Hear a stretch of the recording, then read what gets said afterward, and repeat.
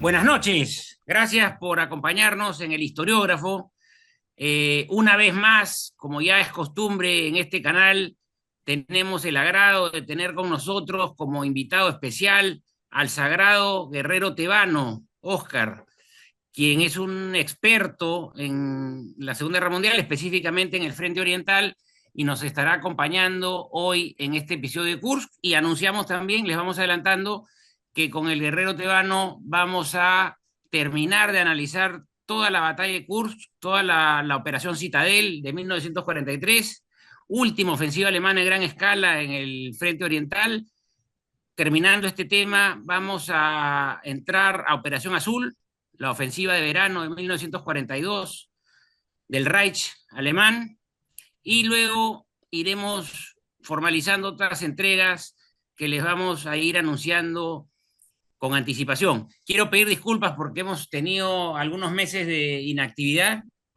Eh, Hemos estado complicados de tiempo, pero ya nos hemos organizado con Oscar, con Valeria, que nos ayuda atrás de cámaras, para grabar en la medida de lo posible una vez a la semana, además de shorts y otras entregas específicas para poderle dar una continuidad al canal. Nos han escrito muchos seguidores, muchas personas que nos apoyan desde hace mucho tiempo, a los cuales agradecemos y les pedimos disculpas, pero acá estamos de vuelta y con el compromiso de hacer nuestro mejor esfuerzo de mantener una continuidad razonable.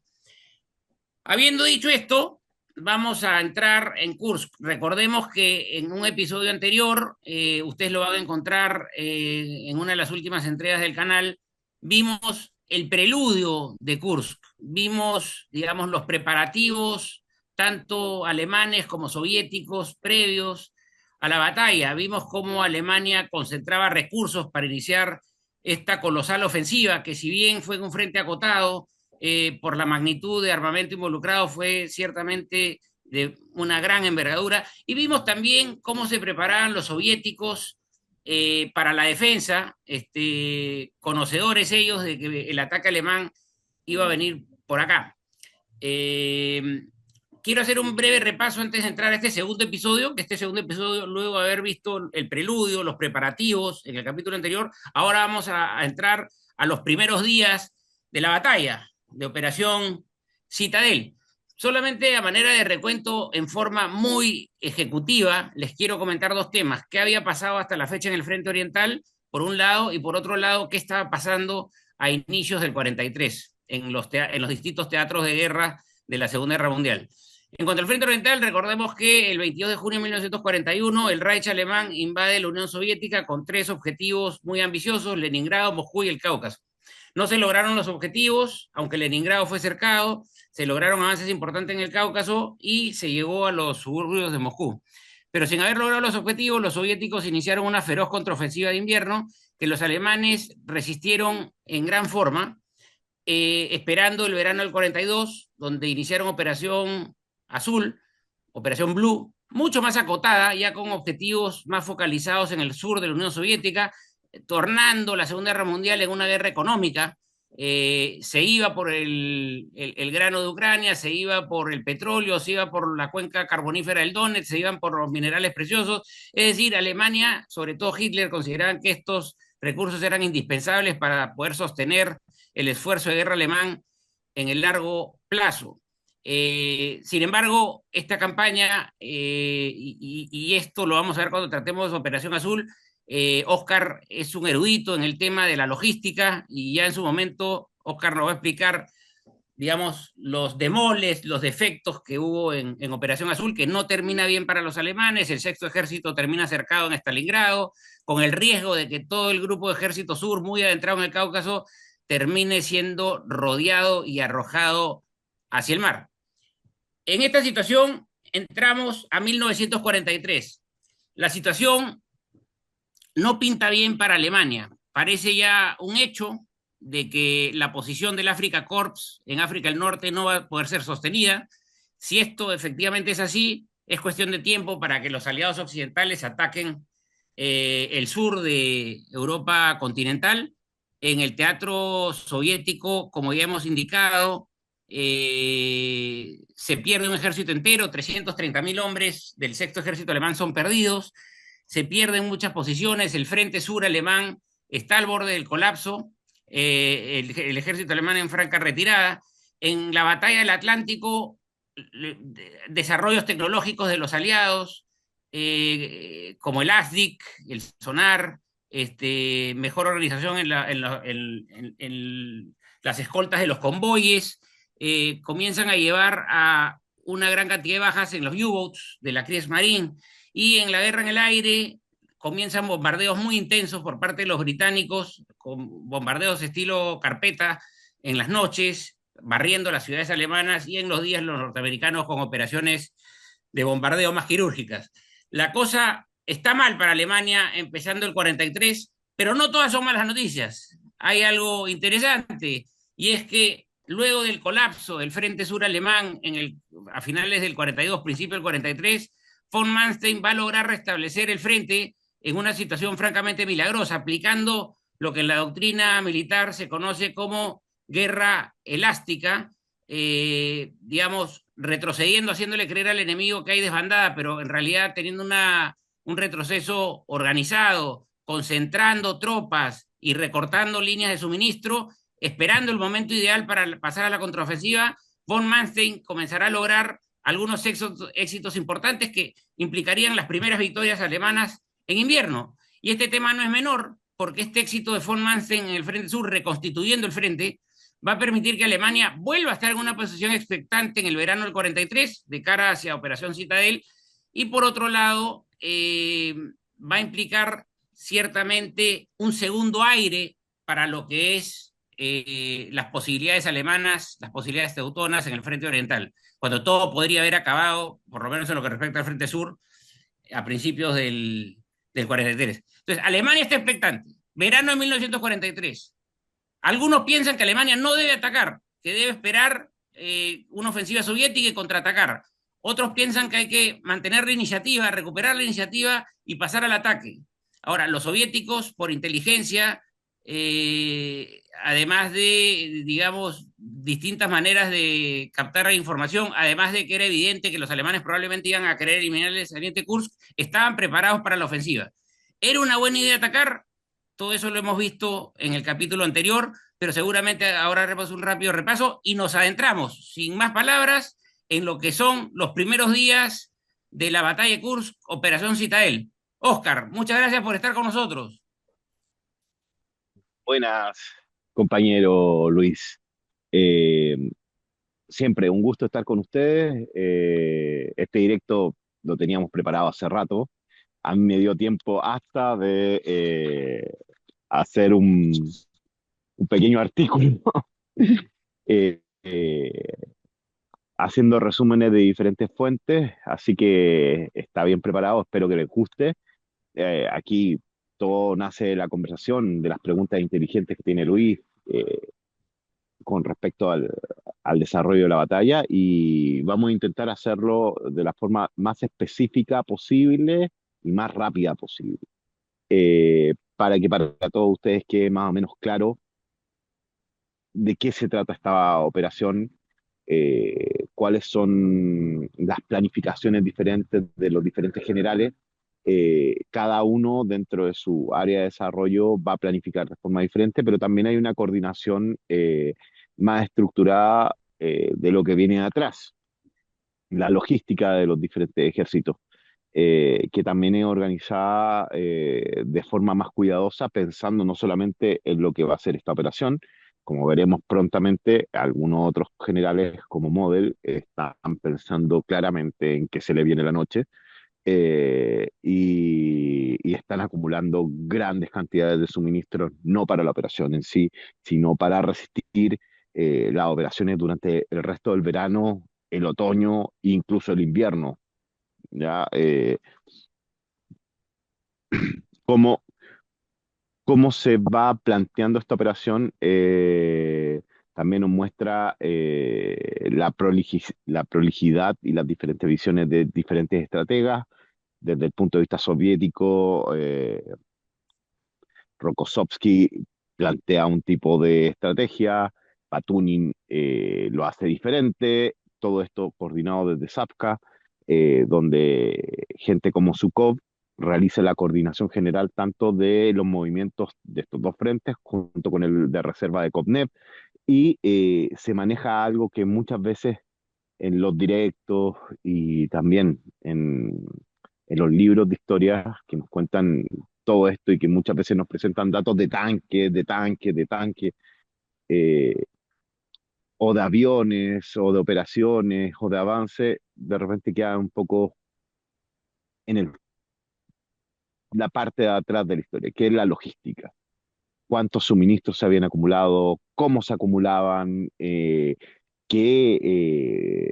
qué zonas, qué puntos eran especiales para la acumulación de reservas, para la acumulación de suministros, cómo esta acumulación de suministros se lleva al campo de batalla y a través de este tipo de factores que muchas veces pensamos que son secundarios en la guerra, que para mí son absolutamente principales, podemos ver y concluir cómo se van desarrollando las operaciones tanto durante la batalla como en la fase posterior.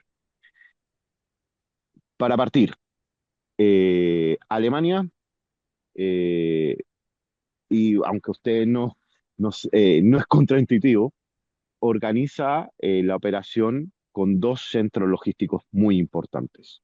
Uno es Kharkov y el otro es Orel. ¿Ya? Ahí están los grandes centros de almacenamiento donde se ponen los grandes depósitos de los grupos de ejércitos implicados, del grupo de ejércitos del centro y del grupo de ejércitos sur. Están en esas posiciones.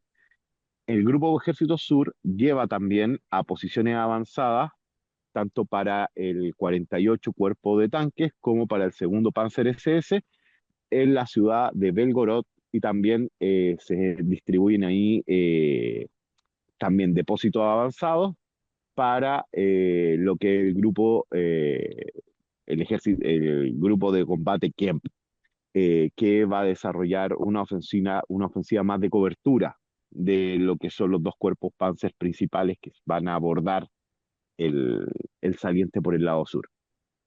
Manstein, muy Oscar, disculpa, inteligentemente, acá se van a ¿Mm? juntar tres divisiones SS muy Oh, bien armadas, ¿no? La Leibstandarte, la Das Reich y la Totenkopf. Creo que son tres de las divisiones más potentes que han tenido las Waffen-SS, ¿no?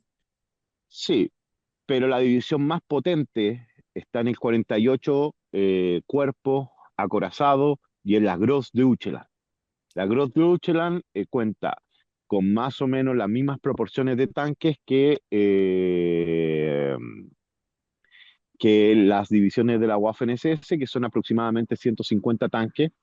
Después voy a entrar al tema tanques, pero a ellos se les suman dos batallones de panteras, de lo último.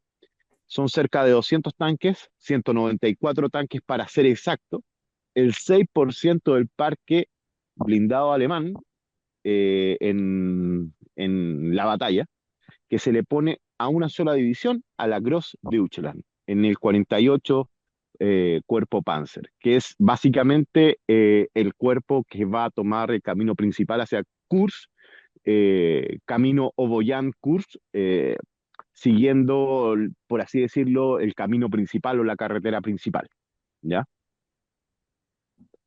Posteriormente vamos a ver cómo se va desarrollando esto, qué pasa con los Panther, que están muy nuevitos, a los cuales se les esperó hasta el último momento para entrar en batalla. Ya a esta época habían salido 600 Panther de la línea de producción, pero se lograron poner 200 en el campo de batalla y se integraron en la Grossdeutschland. Esa es la división más potente del ejército alemán. Aparte de esas, en el grupo de ejércitos KEM tenemos a la sexta y en el 48 tenemos a la 11. Dos divisiones espectaculares, súper bien mandadas, ¿ya? Que van a estar apoyando la penetración desde el sur. Hay otras divisiones, aparte de esas, también muy buenas, pero aquí estamos con las más laureadas. O sea, el ejército también está poniendo lo mejor. En el sur, el asalto es principalmente acorazado, fundamentalmente acorazado. En el norte, el noveno ejército toma prestado del segundo ejército de Panzer y de sus propias divisiones un cúmulo de divisiones más o menos importantes que van a sumar cerca de 980 carros de combate, ¿ya? Pero están más distribuidas en grupos especializados, en tanques de última generación como los Ferdinand, como algunos de artillería blindada, que son muy especializados, que tienen gran poder de fuego, que están distribuidos en regimientos y batallones que van a complementar a unidades de infantería de choque, porque Model no va a organizar un asalto blindado. Model va a organizar un asalto de infantería apoyado por unidades especializadas, ¿ya? Para abrir el campo a divisiones blindadas, lo cual va a llevar a que él comprometa mucho menos divisiones blindadas en el ataque. Oscar, disculpa, si te estoy entendiendo bien, entonces la manera como encaran la ofensiva Model desde el norte y Manstein desde el sur son distintas. Uno es un ataque, un asalto blindado y el otro es un asalto de infantería apoyado por unidades especiales para abrir camino a los blindados. ¿Esto fue Mm. intencionalmente así o fueron decisiones propias de cada mariscal? Bueno, en este momento Model general, ya todavía no un Sí. mariscal. Eh, es intencionadamente así en ambos casos. Model tiene, como te decía, cerca de 980 carros, cerca de 1000 carros operativos. De esos 1000 carros operativos, Model va a implicar en la ofensiva menos de 500 carros.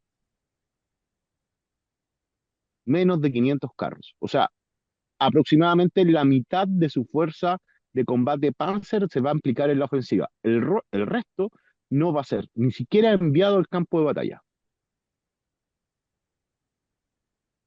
¿Ya? El objetivo de Model es reservar sus fuerzas.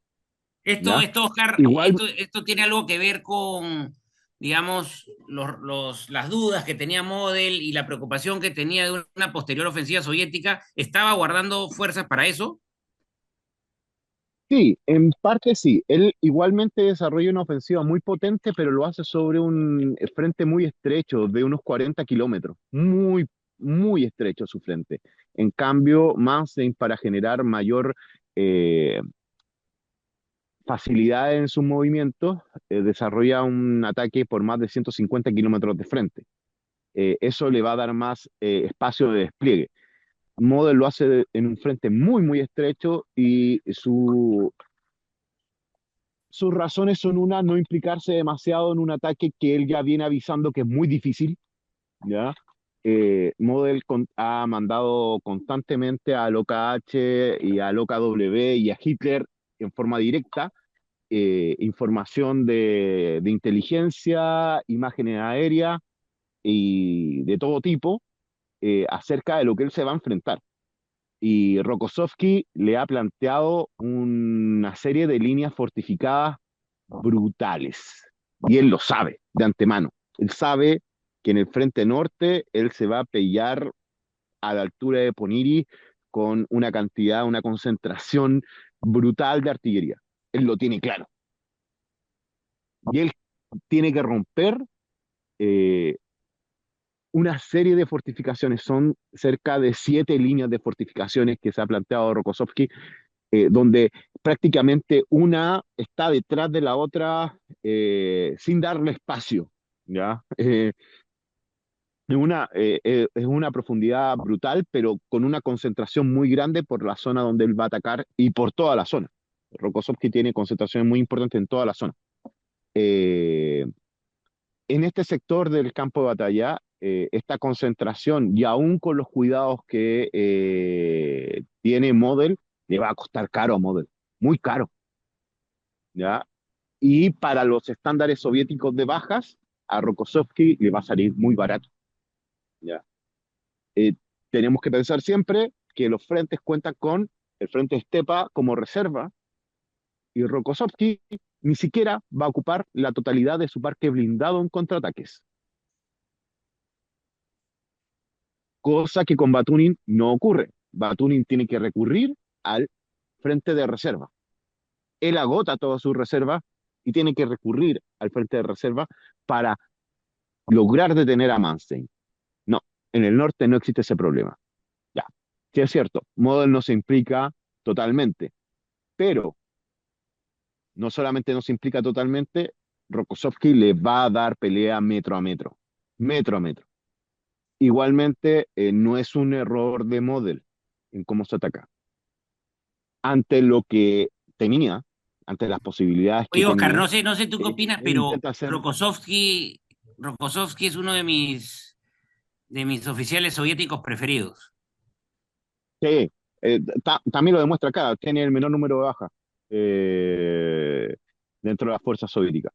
La proporción de bajas durante toda la batalla de Kursk, incluyendo a Rokossovski, va a ser de 4-1, ¿ya? Y en su frente, la desproporción de bajas es casi 1-1, ¿ya? 1,5-1, o sea, Para lo que los para lo que soviéticos es, están acostumbrados a soportar, es un éxito rotundo, ¿no? sí, eh, la, el frente norte de Rokossovski ya también ante lo que se le viene, porque las unidades especializadas que va a traer Model para limpiar todo el sector, que son principalmente ingenieros o tropas de asalto, de hecho una división de asalto implica en el lugar, eh, la cual queda prácticamente destruida, ¿ya? Eh, esa división de asalto viene muy apoyada por regimientos de tanques especializados, ¿ya? Muy apoyada y por blindados especializados, por los Ferdinand, por los Grum, diferentes tipos de tanques muy especializados que tienen alto poder de fuego. Tienen aparatitos para limpiar campos de mina, los Goliath, los regimientos más especializados van a eso porque ellos van a limpiar un pasillo para que las tropas de tanque puedan pasar luego que estén limpios. Pero ni siquiera llegan a la segunda línea a la segunda línea de defensa. Ni siquiera, ni siquiera logran romper la segunda línea de defensa. ¿Cuántas líneas Y hay eran, zonas donde ni siquiera Oscar? la primera. ¿Ocho? ¿Eran ocho 7, líneas? Siete. 7 solamente en la zona. Solamente en la zona. Son más de 15 líneas en total en profundidad. Y el frente de la estepa tiene varias líneas más hacia la profundidad. ¿Ya? Bueno, para el sector soviético, a ver, vamos ordenándonos. Lo primero, también quiero dejar claro un punto. Los tanques concentrados por Alemania, ya, son 2.363, los tanques activos. Esto nos dice que el índice de operatividad es muy alto, ¿ya? Alemania se ha preparado y su operatividad está sobre el 70% en todas sus unidades. Aunque, para desmentir algo, el 75% de los blindados alemanes son Panzer III, 4, Stuck 3 o modelos más antiguos como eh, Panzer II, algunos Panzer I, algunos Marder de, de antigua data, algunos tanques soviéticos capturados y reconvertidos, inclusive unos pocos tanques franceses, ¿ya? Todo eso es el 75% de los tanques que va a operar la Alemania nazi. Solamente el 25% va a incluir los Tiger, los tanques Pantera, los Ferdinand, ya, por ejemplo, son 117 tanques Tiger, 194 Panteras, que no van a servir de nada, ese 8% de tanques Pantera no va a servir prácticamente de nada. Oscar, Eh, una pregunta, los Oscar. Tú Ferdinand no alcanzan el 4%. estás mencionando una serie de modelos de blindados alemanes que entran en acción en esta operación y que fueron entrando gradualmente en la guerra, pero creo que tú y yo lo hemos hablado en alguna oportunidad. Los soviéticos tenían mucho más homogeneidad en lo que es, digamos, T-34 a raudales, algunas otras variantes, mucha Sí, operatividad, pocas desperfectos, suministro de repuestos a tiempo. ¿Qué opinas tú de esta diversidad de modelos y de tipos, prototipos alemanes? ¿Esto era una ventaja o una desventaja para Alemania?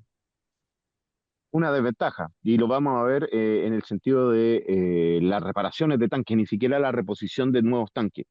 Los datos que te estoy dando, los 2.363 tanques operativos, que son cerca del 75% de los tanques operativos que tenía la Wehrmacht en todo el frente oriental, eh, indican que la mayor cantidad de tanques no están en talleres, sino que están en el campo de batalla. Hay menos de un 5% en este momento, el 5 de julio, de tanques que están en talleres.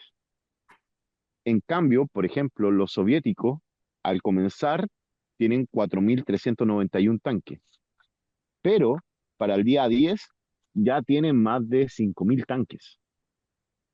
Van, tienen tanques en reparaciones y los van poniendo en operatividad rápidamente.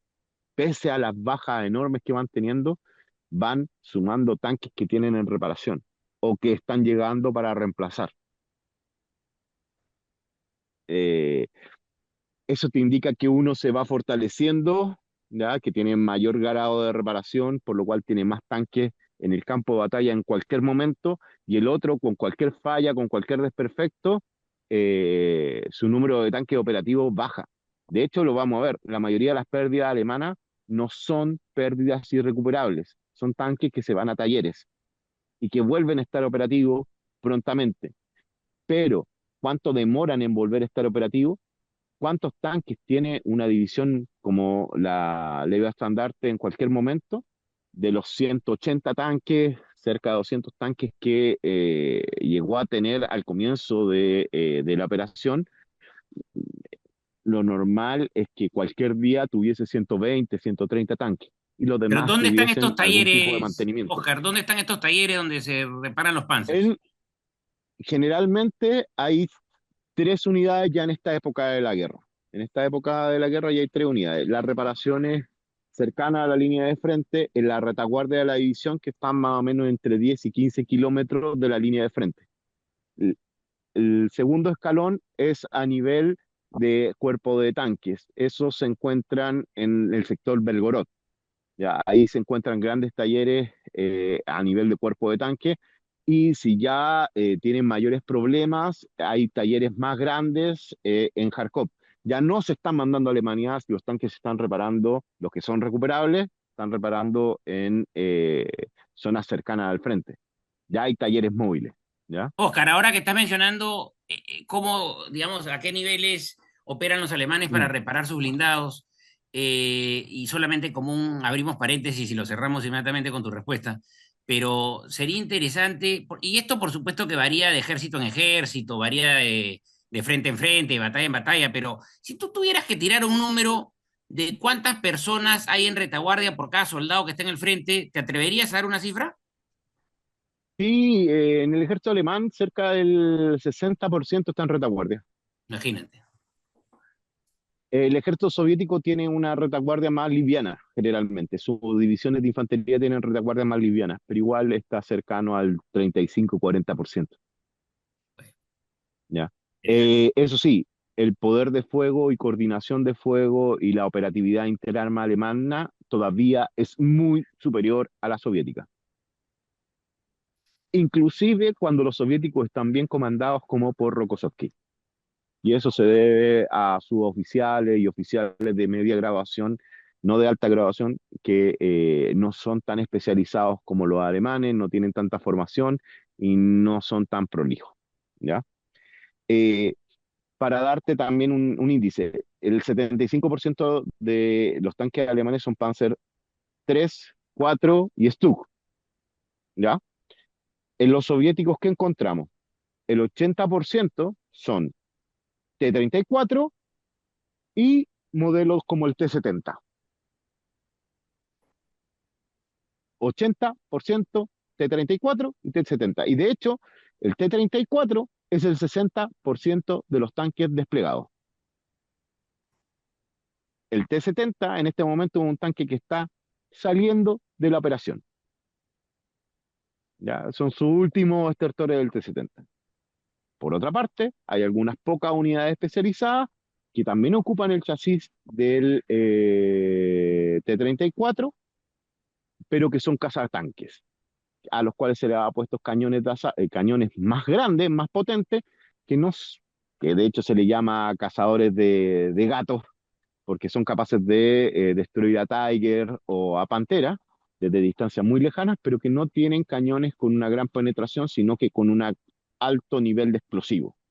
¿Ya? Eh, Hay algunas pocas unidades, aproximadamente 200, 300 unidades de tanques ya llegados de préstamo y arriendo. ¿Ya? Ah, Y ¿qué sí, tan importante es este hay. factor del préstamo, la ley de préstamo, el préstamo y arriendo, Oscar? ¿Realmente se va a sentir su peso específico cuando comienzan a entrar estas unidades en combate? No, porque son menos del 5%. Ok. Y generalmente son unidades destinadas al apoyo de la infantería, ¿ya? O a divisiones de guardia en funciones de apoyo al- a la infantería que va al lado de los blindados, ¿ya? Se ocupan en brigadas especializadas para apoyar infantería. Y generalmente son brigadas de guardia a las cuales se les mantiene muy cuidada en la retaguardia, no para enfrentar tanque contra tanque. Ya, para enfrentar tanque contra tanque, ahí vamos a ver todo el tiempo o ocupar unidades de artillería o cazacarro del tipo SU y a los T-34. ¿Ya? T-34 tiene desventaja brutal contra lo que es un Panther o lo que es un Tiger, o los mejores cazacarros alemanes, o los últimos modelos de Panzer 4. Pero contra todo lo demás, que es la mayoría, tiene ventaja. Y los números lo acompañan. Solo en T-34 tenemos 2.574 tanques. Supera todo el parque alemán. Un tanque ¿Ya? además práctico, efectivo, Mm, este, operativo. Realmente creo que fue un gran acierto los soviéticos esta unidad, ¿no? Este blindado. sí, un gran acierto. Mira, y te voy a comentar algo. En el frente Voronet se tenían Rokossovski a su mando, 625.591 hombres, ¿ya? Y 1.704 blindados. Esto es para el día 7 de julio. O sea, él tiene más blindados el día 7 de julio de los que tenía de los 1.650 que tenía el día 5. Eh, Tiene 9.751 cañones y 881 aviones desplegados. No, ese es el frente Voronet, perdón. Ese es el frente de Batuni. El frente de Rokossovski tiene 711.575 hombres, 1.785 también. Cerca de 1.000 blindados más de los que o sea, cerca de 100 blindados más de los que tenía el 5, 12.453 cañones y 1.050 aviones. Y el frente Stepa tiene medio millón de hombres, 1.639 tanques, 9.211 cañones y 563 aviones.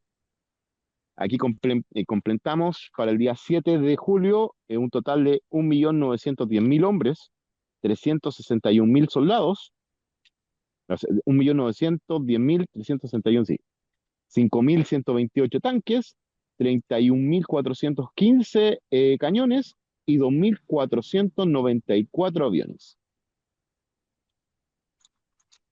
Una potencia más o menos considerable. Estamos hablando del 7 después de la gran pérdida de aviones soviética del día 5. ¿Ya? Los soviéticos tenían más de 4.000 aviones, para el día 7 ya no tienen 4.000 aviones, tienen 2.500 aviones operativos. No significa que todos hayan sido destruidos por la Luftwaffe, pero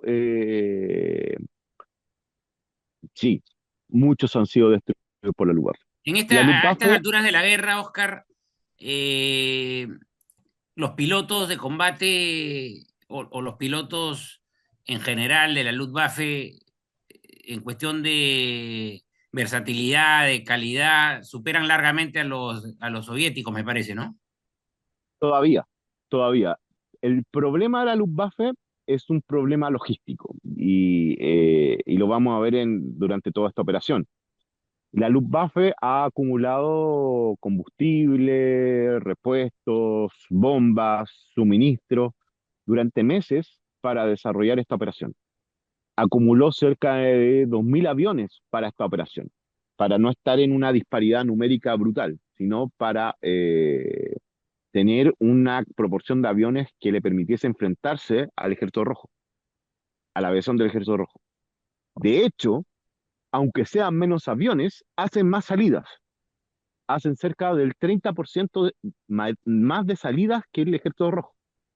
O sea, la Luftwaffe, en los primeros 5 días de operación, cada día tiene cerca de 5.000 salidas, 4.500, 5.000 salidas aproximadamente. Un nivel de operatividad muy alto, muy alto. Pero este nivel de operatividad no es posible de mantener por falta de bombas, de balas, de combustible.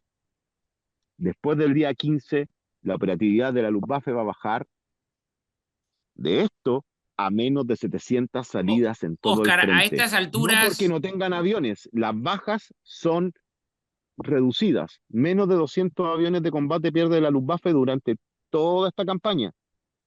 El problema es que no tienen suministros para mantener este alto grado de operatividad. Aparte, este alto grado de operatividad, salir 3 o 4 veces al día, no es sostenible para el número de pilotos que hay. Oscar, una Tampoco, ¿ya? pregunta. Pero se puede mantener. En este mes, julio de 1943, ¿qué tan crítico es el factor combustible para Alemania? Ya sabemos que venían con problemas desde el mismo 1941, pero a esta altura de la guerra, ¿qué tan crítico es este tema? Bastante, bastante crítico. Se tienen suministros, todavía se tiene Ploiesti, todavía no empiezan las campañas de bombardeo a Ploiesti por parte de los aliados, que va a empezar en agosto. Eh, Tampoco ha empezado operaciones como tipo de bombardeo estratégico, como la que va a ocurrir también ya a fines de julio con Hamburgo, fines de julio, principio de agosto con Operación Gomorra, que va a costar grandes cantidades de suministros de combustible para toda la Wehrmacht y que va a haber efectos a posteriores durante todo el verano, agosto y septiembre. La Wehrmacht va a haber reducido su parque de suministro en forma brutal por parte de la campaña de bombardeo estratégico aliada, tanto a Ploiesti como Operación Gomorra, que le va a costar fuerte cantidad de suministros para todas las Fuerzas Armadas del Tercer Reich. Eh, y esto es clave. Durante meses, manteniendo una producción bastante buena, aún no al máximo, el máximo del Tercer Reich va a llegar en el año 44, pero manteniendo una producción muy buena, durante meses se ha acumulado grandes cantidades de suministro, grandes cantidades de balas, de artillería, de proyectiles, eh, para desarrollar una campaña. La artillería alemana es de muy buena calidad y lo va a hacer muy bien, pero en este momento va a llegar el consumo más alto de proyectiles de toda la guerra. Durante 5 días se consume Oscar, una es cantidad cierto, brutal de una vez toneladas escuché de una munición, afirmación cerca de de 200.000 toneladas de munición en cinco escuché una días. afirmación del profesor Caballero Jurado, me parece que fue él quien afirmaba que solamente en el primer día de la ofensiva los alemanes habrían disparado más proyectiles de artillería que en todas las operaciones de Polonia y Francia combinadas. ¿Es una exageración o Sí, puede ser real? 200.000 toneladas de proyectiles durante los 5 primeros días. Eso supera todo lo hecho anteriormente por la Wehrmacht. Todo. Es el momento de más consumo de proyectiles de la Wehrmacht. Y se tienen acumuladas unas cantidades asombrosas de proyectiles. Asombrosas. El tema es que gastar proyectiles a este nivel te puede condenar toda la campaña de verano, la de otoño y parte de la de invierno. Está gastando reservas de munición que no vas a tener después, que te va a impedir operar a un alto grado, ¿ya? Y lo estás gastando sobre líneas defensivas, donde van a ser menos efectivas que ante tropas avanzando, ¿ya? Es una por otra. Eso sí, gracias a este tipo de acción, el número de bajas soviéticas va a ser brutal, brutal. Se está lanzando una concentración de artillería en frentes muy estrechos. Tienes que pensar que, a ver, entre el noveno ejército tiene 3.630 cañones, el cuarto ejército, 1700, el cuarto ejército de tanques tiene 1.774 cañones, el ejército Kemp tiene 1.073 cañones. Toda esa artillería supera lo del primer ataque de Barbarroja, lo supera con creces, ¿ya? Eh, y la cantidad, o sea, del inicio de ataque. Y está concentrado en unos pocos kilómetros de frente. Ya no son 1.000 kilómetros de frente, se están concentrando cerca de 2.300 blindados, que sería el 70% de los blindados que habían operativo en Barbarroja, en 70 kilómetros de frente, por una parte, y por la otra parte 140. O sea, en un décimo del espacio que se desarrolló Barbarroja, estás concentrando un 80, un 75% de tu ataque de Barbarroja, para que tenga la perspectiva. Y Barbarroja está en un frente de miles de kilómetros, aquí estás concentrando todo en 140 kilómetros en el sur, 40 kilómetros en el norte, menos 200 kilómetros, estás concentrando un Barbarroja pequeño. Impresionante. No, no, es un... En espacio, este es el mayor ataque de la historia en espacio, en un espacio pequeño, ¿ya? Para la época. Para esa época ha sido O sea, te estás refiriendo a número de tropas y hasta ese cantidad de momento. armamento. Número de tropas y Mm, cantidad de armamento. y en un espacio, en kilómetros, en una cantidad de kilómetros restringidos. Los alemanes están mandando 800.000 hombres, 2.500 tanques, 5.000 cañones, 2.500 aviones a 200 kilómetros de frente. A eso. Un, un espacio chiquitito. No sé, creo que no, ni Justo la siquiera los distancia, ataques Oscar, soviéticos justo posteriores. la distancia que hay entre Lima y mi tierra natal, Chincha, Mm, ciudad de Chincha, en el departamento de Ica, Perú, 200 sí. kilómetros al sur de Lima. Me parece una locura. Estaba tratando de graficar en mi mente esta extensión y parece una locura, digamos, los números que has dado, 800.000 hombres, la cantidad de tanques, aviones, eh, piezas de Y los artillería, todo soviéticos, en 200 kilómetros, es una locura. sí, los soviéticos tienen también pues, una concentración de 1.900.000 hombres, 5.000 tanques, 4.000 aviones, 25.000 piezas de artillería en los mismos 200 kilómetros de frente. O sea, estamos hablando de concentraciones que yo creo que ni siquiera en Berlín, ya ni siquiera en Berlín, porque el ataque de Berlín son varios cientos de kilómetros de frente donde los soviéticos concentran 2,5 millones de soldados, ya, y un parque de artillería y tanques y aviones mucho más grandes, pero son muchos kilómetros de frente. Acá la concentración es máxima por un estrecho pasillo, muy, muy estrecho. Bueno, como te decía, y para no hacerlo aburrido, todo este ataque, No, que va a ser el ataque aburrido, si está, norte, está sí, divertidísimo, Oscar. Yo estoy mm, realmente fascinado con todo lo que estás hablando y estoy seguro que nuestros seguidores también. sí, eso esperamos. Pero lo que te decía, el ataque norte va a fracasar rápidamente. ¿Ya? Inmediat Model no puede penetrar. Hay un momento específico donde pudo, si es que hubiese sido más rápido, lograr una mínima penetración en la segunda línea de defensa, ya en el sector de Oboyán.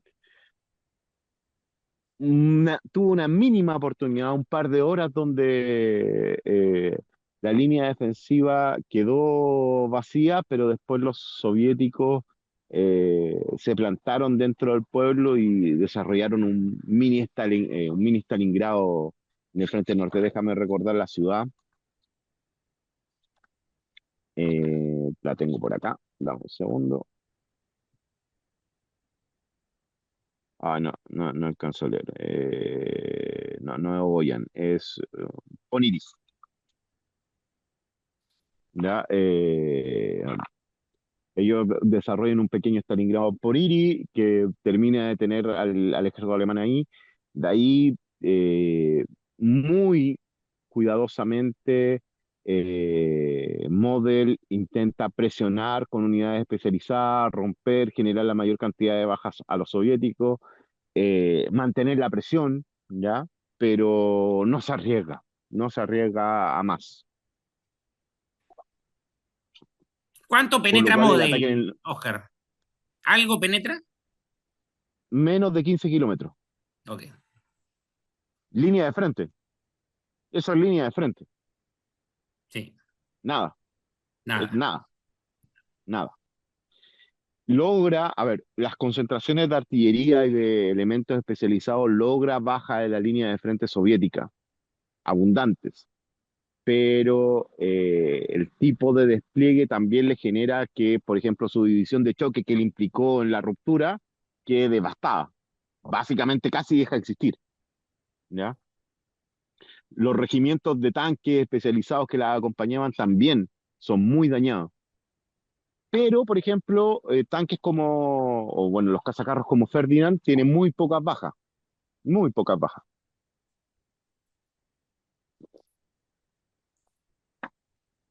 Y bueno, así se va desarrollando. En el sur la penetración inmediatamente es más amplia, ¿ya? Es mucho más amplia y mucho más rápida. El primer ataque, eso sí, de la Grotte de Uchland fracasa en forma brutal y no muy bonitamente, principalmente por atascos en los pontones que cruzan la zanja antitanque y posteriormente porque los Panther, gran cantidad de los 200 Panther que se tienen quedan sin funcionar por averías mecánicas. No están destruidos, pero las averías mecánicas se producen masivamente. Cerca del 70% de los Panteras de última generación que estaban desplegados eh, quedan inutilizados por campos de minas, por errores, por zanjas antitanque o por otro tipo de factores mecánicos que le impiden desarrollar el ataque que tenía pensado la Gross de Deutschland y el 48 Cuerpo Panzer se ve detenido ya en los primeros días de penetración. Igualmente van a hacer una cantidad de daño espectacular en los siguientes días. ¿Ya? Y cuando ya se rompa la tercera línea de frente, el 48 Cuerpo Panzer pudo seguir avanzando. Porque ahí rompe las tres líneas del sur y ese cuerpo Panzer pudo seguir avanzando, pero era fundamental primero cubrir el flanco de Prokhorovka y destruir ese sector de base de logística que los soviéticos tienen en Prokhorovka para cubrir el flanco de un avance posible hacia Kursk. En ese momento tal vez podía haber una pequeña solución. Mástel podía embolsar algunas unidades que estuviesen hacia el oeste. Tenía diferentes opciones, pero lo fundamental era cubrir Prokhorovka. Eh, Aquí también quería nombrar un poco las diferencias. Hay diferencias sustanciales entre Rokossovsky y Batunin. Batunin es de mis generales favoritos para la ofensiva. En la defensiva, Batunin eh, no se organiza con líneas de frente tan pegadas la una a la otra. Ya, con diferentes líneas. Su defensa en profundidad es más laxa porque él plantea utilizar unidades de tanques para contraataques rápidos, ¿ya? Para contraatacar, contraatacar, contraatacar, contraatacar, cada vez que los alemanes vayan avanzando y reforzar las líneas de frente. Eso no funciona bien, ¿ya? Y los alemanes, con la potencia que tienen en sus puntas de lanza blindadas, desbaratan todo lo que Batuming le va tirando encima. Totalmente. Y rompen todas sus líneas de frente. Batuming plantea menos líneas de defensa hacia la profundidad que lo que hace Rokossovski. Plantea tres principales. Después hay otras en otros sentidos de profundidad hacia lo que es frente a la estepa y otras más cercanas a lo que es el sector de Kursk. Pero no plantea las mismas defensas que plantea Rokossovski en la espesura que plantea Rokossovski. También, Madsen es bastante más inteligente y Hot también. Ellos espacían sus unidades en un frente más ancho, no tan estrecho, ¿ya? No algo que permita una concentración tan grande en las fuerzas soviéticas como lo que sí plantea Model. Oscar, ¿qué opinas tú de Eh, Hoth como líder de blindados? muy buen líder de blindado, muy buen líder. Eh, Durante toda la guerra dio pelea y dio pelea bien. Bueno, aquí en Prokhorovka surge el mito. Ya, aquí está el mito de que el quinto ejército de guardia, de tanques de la guardia, detuvo al segundo Panzer SS y destruyó a estas divisiones. Eso es falso. ¿Ya? Las bajas alemanas en tanque y en soldados son pocas, ¿ya? En comparación con la de que tienen los soviéticos. Los soviéticos son desangrados en Prokhorovka. El tema es que cuando ya ocurre lo de Prokhorovka, el avance norte no funcionó, fracasó. Y aunque los alemanes estén desangrando a las unidades del frente de Batunin y de Kovnev en la zona de Prokhorovka, eh, no hay un desarrollo posible para esa ofensiva si es que en el norte no existen posibilidades de mantener la presión porque ya están sufriendo ataques sobre Orel. Entonces, se acabó. Ya, y es lo que ve Hitler y dice, se acabó. Saquemos esto de acá porque por otra parte ya no están atacando en Sicilia. Ya nos están atacando en Sicilia, la ofensiva se está complicando, pero cuéntanos un poco, Oscar. eh, Manstein no estaba de acuerdo con parar. Manstein en ese momento estaba con la firme creencia de que seguir era buen negocio por la cantidad de bajas que le estaba infringiendo a los soviéticos. No sé si nos puedes comentar un poco sobre En, esto. en la zona de Prokhorovka, en los primeros días eh, había tenido bajas de tanques mínimas, aproximadamente 15 tanques, eh, menos de 50 hombres por división. Ya, eran muy pocas bajas, muy pocas bajas, y estaba desangrando a un ejército de tanques de la Guardia Soviético. Estaba provocando cientos de bajas en tanques. Ya, el primer cuerpo de Panzer SS, los días que más bajas tuvo durante esta operación fueron los primeros 2 días, no ahora, no ahora. Los primeros 2 días tuvieron entre 200 y 300 bajas por cada día en cada una de las divisiones, cerca de 1000 bajas diarias entre el cuerpo de Panzer SS. Pero fueron los primeros 2 días. Después el número de bajas se redujo drásticamente y ya para llegar a Prokhorovka el número de bajas estaba en 50, 60. La mayoría de ellas no muertos, no más bajas definitivas, sino heridos. Y en Prokhorovka ellos le empiezan a dar una paliza por ataques mal planificados por Ron Nistrov sobre la línea de frente, sobre la línea de Prokhorovka. Esa es su base. que tiene gran cantidad de... A ver, toda su logística la tiene apuntada Manstein sobre este punto del frente. Si le piden retirarse, toda su planificación logística tiene que ser distribuida hacia otras zonas. Entonces, para él es económico mantener su planificación logística en esta zona, donde él ya atacó y donde está teniendo grandes resultados. Está obteniendo índices de baja a veces de 12 o 15-1, ¿ya? Cuando, por ejemplo, lo normal durante toda la batalla fue 4-1, ¿ya? Pero en este momento en específico está llegando a pics muy altos de baja sobre el enemigo, muy altos. Cálculos alemanes dicen que son muy altos. El tema es que para él es morder y no soltar en Dijiste, un perdón, punto en Oscar, que los dijiste 12 soviéticos a tienen uno, que, 12-1 dijiste. sí, en este punto en Prokhorovka se están obteniendo bajas de niveles de 12-1. Oscar, Lo incluso normal para, durante toda la batalla era 4-1 y en el sector norte fue de 1-5-1, Oscar, ¿ya? pero incluso 12-1, incluso para la capacidad de los soviéticos de absorber bajas, sigue siendo brutal, ¿no? Muy alto, muy alto, muy alto. Los ataques que se están haciendo sobre Prokhorovka por parte de los soviéticos no salen, a ver, a posteriori en la literatura van a ser adornados de que esto logró que se detuviera a las divisiones del Tercer Reich, a las divisiones de SS del Tercer Reich, y se va a decir que se les destruyó, pero no es cierto. Los que están siendo muy vapuleados son los soviéticos.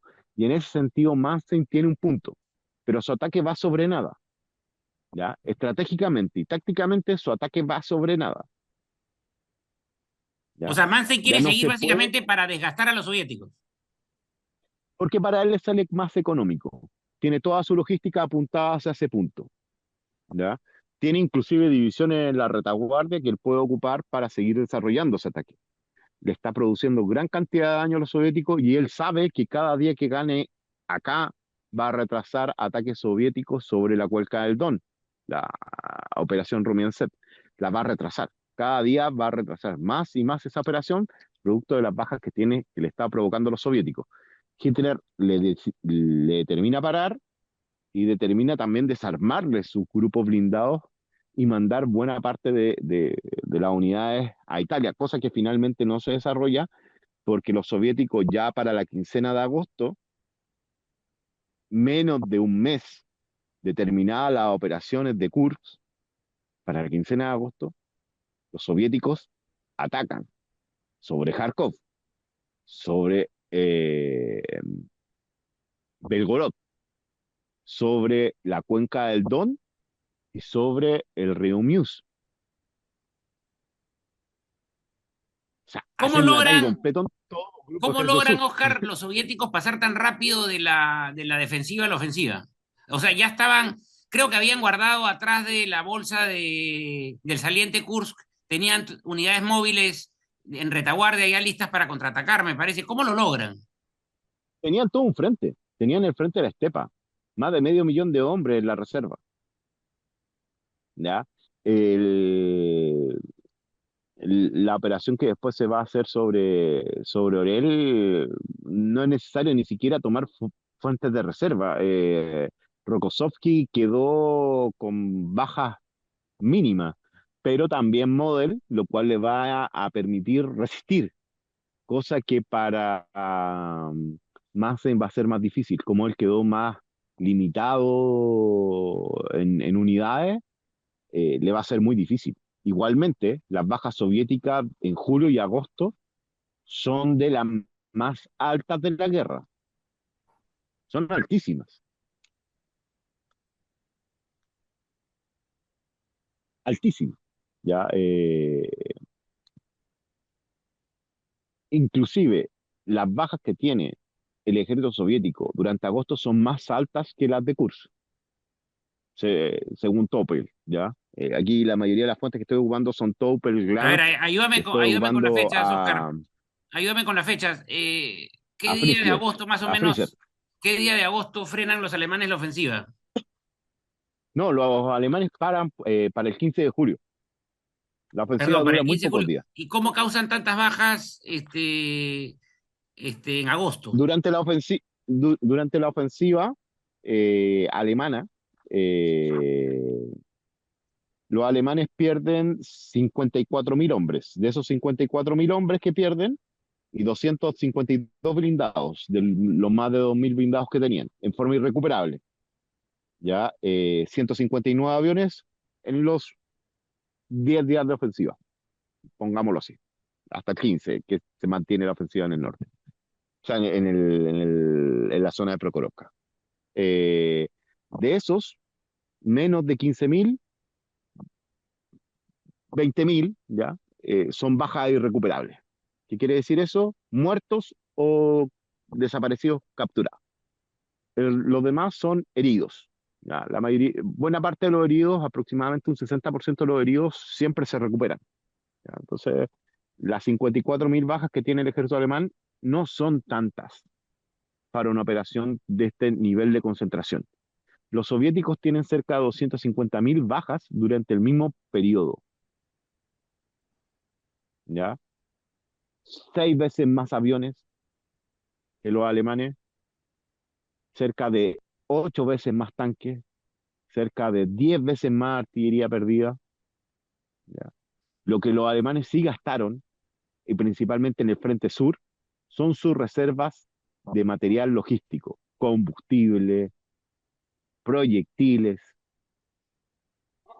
Eso es lo que más gastan los alemanes. Y lo que va a condicionar que durante agosto sí se tengan bajas que sean irrecuperables para la Wehrmacht Y en el ahí, frente sur. Oscar, con la crisis de combustible cada vez más grave para el Reich alemán, ahí va a Y ser de interesante proyectiles. cómo la forma de combatir de Model va siendo más, digamos, coherente con esta escasez de combustible que la guerra móvil de Manstein, ¿no? Sí, totalmente, totalmente. Para momentos de escasez, Model fue más efectivo. Su estilo de lucha fue mucho más efectivo, mucho más efectivo. Bueno, me gustaría, eh, no sé si lo dejamos hasta acá, para después hacer un episodio con las conclusiones de la batalla.